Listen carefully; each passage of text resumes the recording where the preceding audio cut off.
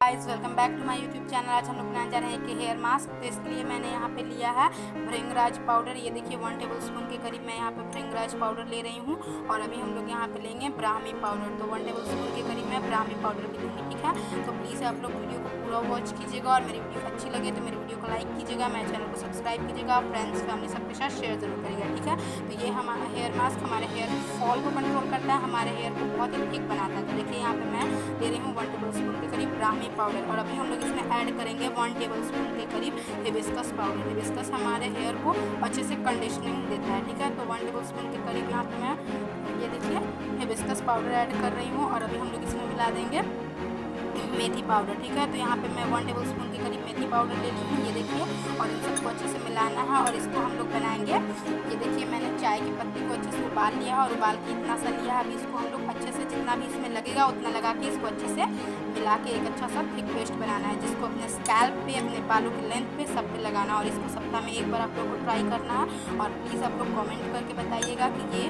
कैसा रहा, आपके हेयर फॉल कंट्रोल हुए या नहीं, ठीक है। और ये बहुत ही अच्छा है गाइस, प्लीज़ आप लोग बस ट्राई करके देखिएगा। हमारे हेयर फॉल को बहुत ही फास्ट कंट्रोल करता है। और एक थिक सा पेस्ट बनाना है जो कि हमारे हेयर स्कैल्प पे लग सके, हमारे हेयर लेंथ पे लग सके।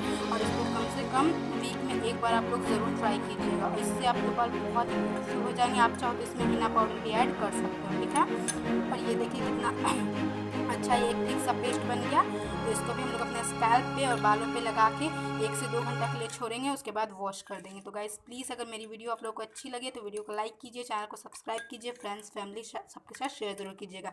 Thanks for watching, bye bye.